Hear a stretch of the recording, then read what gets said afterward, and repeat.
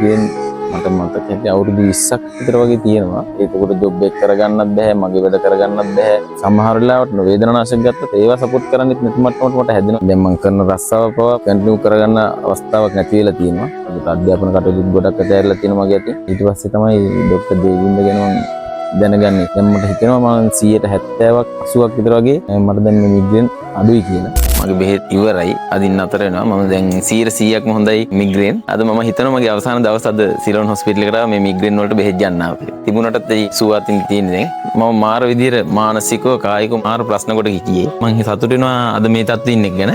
මමත් මුලදී නම් ආයුර්වේද ගැන එච්චර විශ්වාසයක් තිබුණේ නැහැ. මොකද ගොඩක් කට්ටිය යොමු වෙලා තියෙන ඉංග්‍රීසි බෙහෙත් වලටනේ. දැන් ඉතින් සිංහල ආයුර්වේද ගැන මම ඉතින් ලොකු විශ්වාසයක් තියෙනවා. මොකද මගේ පෞද්ගලික අත්දැකීමක් වෙලා තියෙන මේක. බෙහෙත් අරගෙන සමහර වෙලාවල් වලට සති දෙක දෙපාරක් තුන් පාරක් විතර කෝල් කරන අවස්ථා තියෙනවා. ඉතින් ආයෙවිල්ලා අහනවා මගෙන් කෝල් කරලා කොහොමද දැන් බෙහෙත් ගන්නවද තියෙන තත්ත්වය කොහොමද?